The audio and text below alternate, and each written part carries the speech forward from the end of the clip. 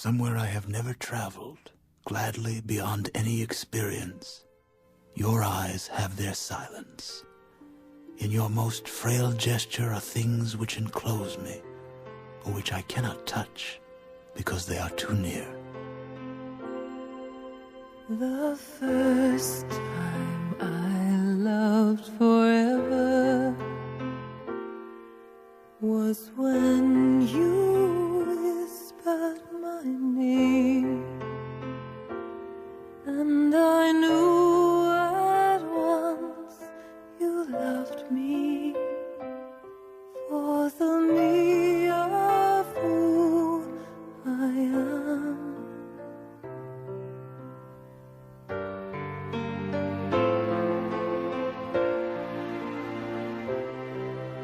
The first time I loved forever, I cast all else aside, and I bid my heart to follow. Be there no more need to hide.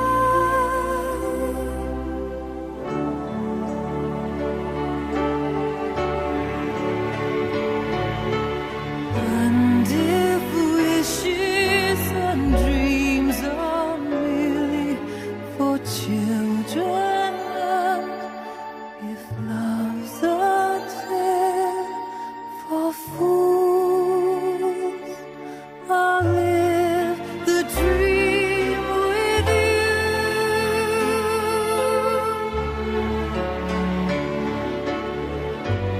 Or, if your wish be to close me, I and my life will shut very beautifully, suddenly, as when the heart of this flower imagines the snow carefully everywhere descending. for all my life and forever. There's a truth I will always know. When my world divides and shatters, your love is where I'll go.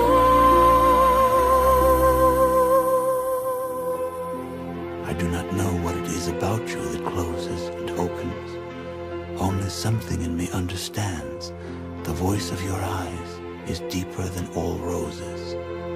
Nobody, not even the rain, has such small hands.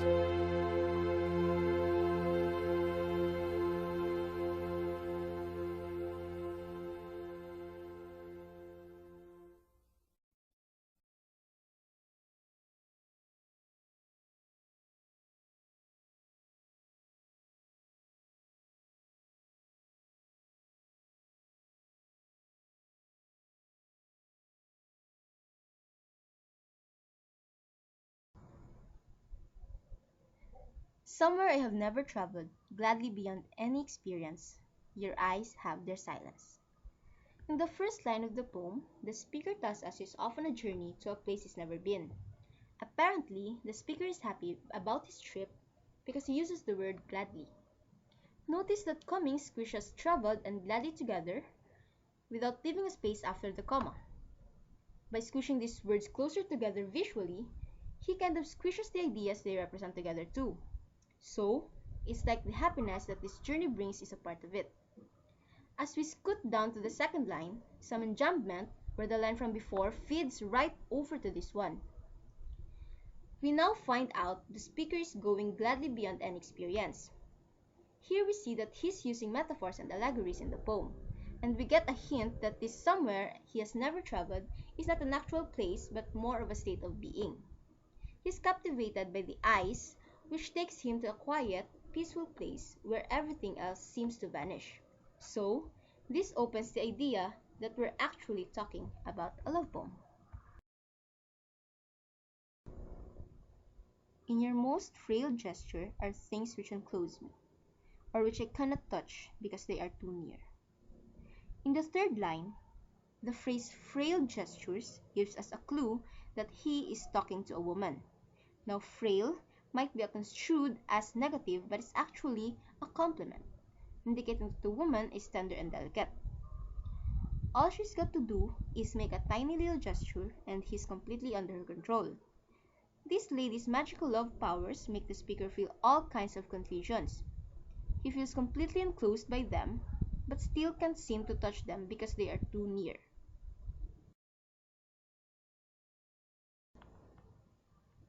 Your slightest look easily will unclose me, though I have closed myself as fingers. In this line, he tells us that his lover's eyes unclose him, which translates to us as opening him up emotionally, that she only have to barely glance at the speaker to have a major effect on him. He is saying that before he met her, he has guarded himself from love. Maybe he has been hurt before, but he easily lets his defenses down and bears himself to her even with just a slight look from her. You open always, petal by petal, myself, as spring opens, touching skillfully, mysteriously, her first rose.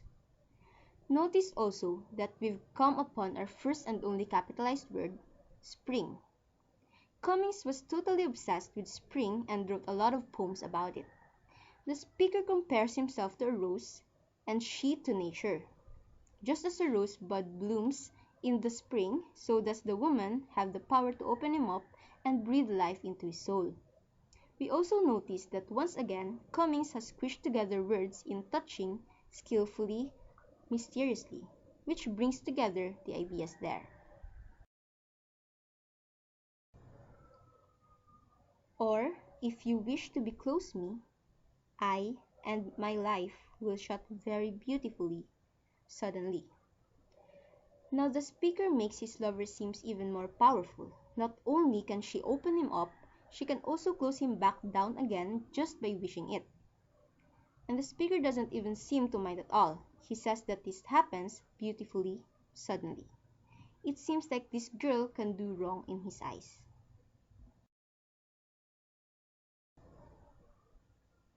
As when the heart of this flower imagines the snow carefully, everywhere descending. Cummings brings back the flower here and the idea of seasons. He alludes to the cold season by talking about snow. He compares himself to a rose, now facing its imminent death in the winter, a death that is not tragic but beautiful since the flower will bloom again in the spring. It's interesting that he says the heart of the flower is the thing that senses the cold coming. Nothing which we are to perceive in this world equals the power of your intense fragility, whose texture. Not only is she just as powerful as nature itself, he now says that her powers are beyond anything that we can even conceive of existing on earth. It's like he's saying that she's God, or the universe, or whatever supreme being or energy flow he believes in. It's her intense fragility that makes her so powerful. The word fragility sticks out even more because Cummings pulls another one of his squishy word tricks, fragility whose texture. Taking the space after the colon away highlights the fact that Cummings has chosen to use the word whose, implying the fragility depicts about a person.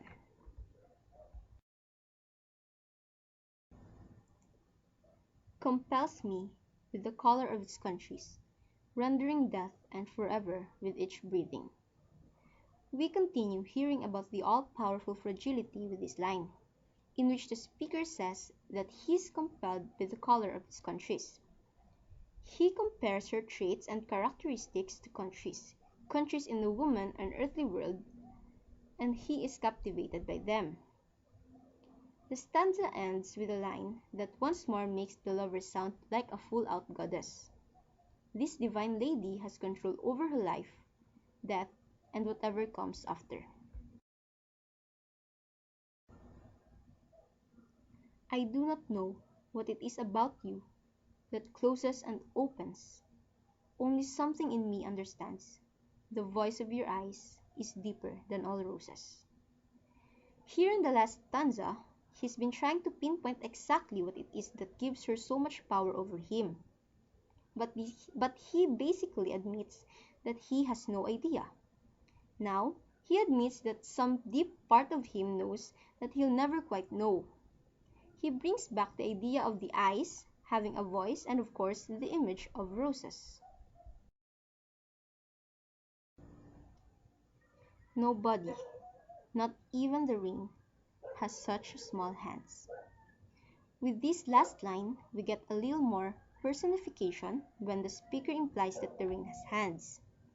First, there's nobody not smooshing these words together, negative words, seems to emphasize that absolutely nobody has got amazing small hands like the speaker's lover.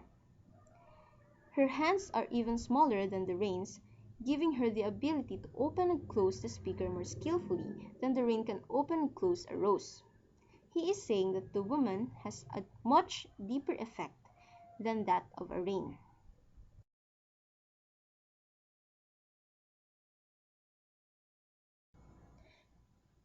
Cummings wrote this poem for his second wife, Anne Barton. His first wife, Elaine Orr, left him for another man, taking their 4-year-old daughter with her. The court gave him custody of their daughter for 3 months in each year, but his first wife did not acknowledge this, and he didn't see her daughter until 22 years later. They were only married for 2 months, although they had an affair for years before that.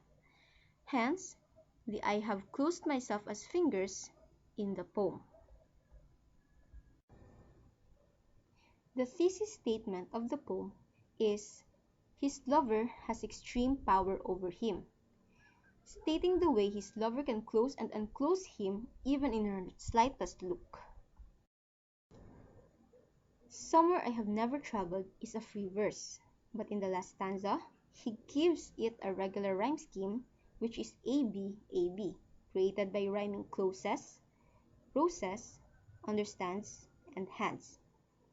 It's like Cummings saying, in case you didn't notice, we're at the end of the poem, and this kind of sums up what I was trying to get at the whole time. Determining the scansion, we have in the first line, somewhere I have never traveled, gladly beyond.